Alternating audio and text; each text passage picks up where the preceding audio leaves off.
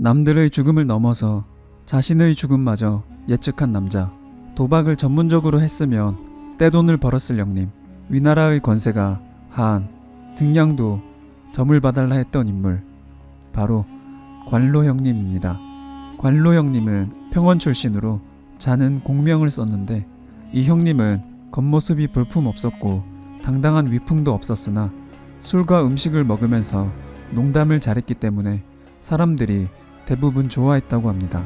관로별전에 따르면 이 형님은 8살에서 9살, 지금으로 치면 초딩의 나이 때부터 별 보는 것을 좋아했고 이름 풀이를 즐겨했는지 옆에 사람이 있기만 하면 이름을 물어보며 밤마다 잠을 안 잤다고 하는데요.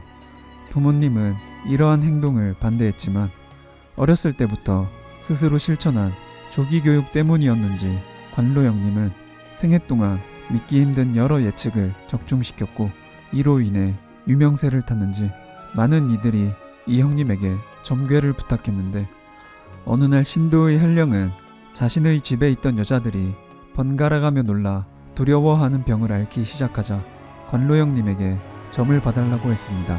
관로 형님은 점을 보더니 너네 집 서쪽에 죽은 남자가 2명 있는데 한 사람은 창을 쥐고 있고 한 남자는 활과 화살을 쥐고 있으며 머리는 벽 안쪽에 있고 다리는 벽 밖에 있다. 창을 가지고 있는 자가 머리를 찌르고 있기 때문에 통증이 심해 듣지 못하고 활과 화살을 가지고 있는 자는 배에 활을 쏘기 때문에 가슴속에 통증이 생겨 음식을 먹지 못하는 거다. 대낮에는 떠돌다가 밤이 되면 와서 사람을 해롭게 하기 때문에 너네 집 여자들이 놀라고 두려워하는 거다. 이 말을 들은 현령은 유골을 발굴해서 옮겼는데 신기하게도 집안 식구들의 병이 모두 나았다고 하는데 직접 보지도 않고 사람이 몇 명 묻혀 있는지 어떤 자세로 있는 것까지 맞춘 것을 보면 드라마 왕자의 게임에 나오는 세발 까마귀가 아니고서야 어떻게 알았나 싶은데 관로 형님의 놀라운 점성술은 이런 부분에서만 진가를 발휘한 것은 아니었습니다.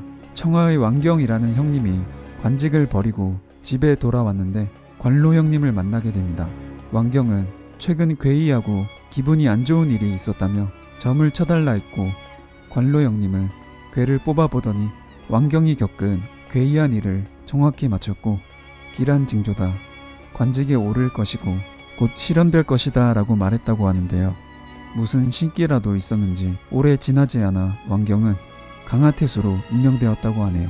또 어느 날은 관도의 현령으로 있던 제갈원이라는 형님이 신흥태수로 승진을 해서 관로 형님은 이것을 축하하고자 환송회에 참석했는데 제갈원은 그의 능력을 직접 확인하고 싶었는지 자신이 직접 제비알과 벌집, 거미를 그릇 속에 넣고 뭐가 들었는지 맞춰보라고 했다고 합니다. 관로 형님은 괴를 뽑더니 첫 번째 물건은 생기를 품고 수컷과 암컷의 형체가 있으며 날개가 넓게 펴지니 제비알이요. 두 번째 물건은 집에 걸려있고 문이 매우 많으며 독액을 기르고 가을이 되면 변화하니 벌집이고 세 번째 물건은 발이 많고 실을 토해내어 그물을 만들며 이것으로 음식물을 찾아 구하니 거미입니다 라고 말하며 모두 맞췄다고 하는데 투시안이라도 가졌는지 그릇만 보고 태어나지도 않은 제비알의 생기는 어떻게 느끼고 청력이 좋아서 거미 발자국 소리라도 들었는지 이걸 어떻게 맞췄나 싶은데 당시 연회에 있던 사람들도 모두 놀라며 기뻐했다고 하네요. 사극 드라마에 보면 컵 같은 곳에 물건 넣어놓고 이리저리 돌리다가 맞추면 돈 따는 도박이 있었던 것 같은데 이 형님이 그걸 업으로 삼았으면 떼부자가 됐을 것 같네요. 다방면에서 놀랄만한 점성술 능력을 보여준 관로 형님이지만 개인적으로는 사람의 죽음을 예측한 것들이 특히 인상 깊었는데요. 관로가 군사를 따라 서쪽으로 가던 중에 관국원 부친의 묘를 지나게 되었다고 합니다.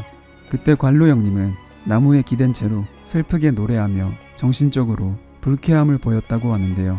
이유인 즉슨 관국원 부친의 묘 내부에 그려진 현무, 청룡, 백호, 주작의 상태를 보고는 관국엄의 일족이 멸망하게 될 것임을 예측해서였는데 이후 정말로 관로 형님이 말한 대로 되었다고 하네요. 관로 형님은 비단 관국엄뿐만 아니라 많은 사람들의 죽음을 예측했는데요.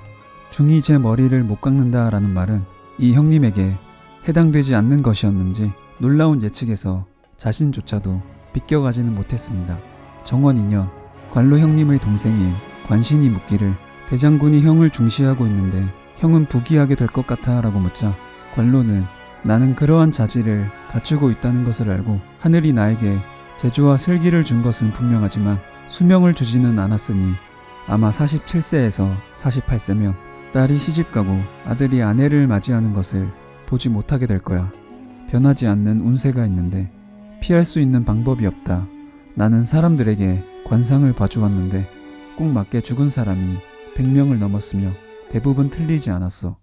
이 말을 한 후 같은 해 8월 소부승 자리에 올랐고 다음해 2월에 죽었는데 당시 나이가 48세였다고 하네요. 결국 관로 형님은 자신의 죽음마저 예측을 하고 생을 마감했는데 이 형님이 살아생전 보여준 놀라운 일화들을 살펴보았을 때 순전히 신비한 점성술로 미래를 맞춘 것이 아니라 점괘를 보는 대상의 상황과 주변 환경 등을 보고 맞춘 것이 아닐까라는 생각도 들긴 하는데요. 근데 몇몇 사건들은 상황을 보고 맞췄다고 보기에는 어려운 것들도 있는 듯 싶어 관로 형님이 신비한 능력을 가지고 있었던 것 같기도 합니다. 그래서 결론은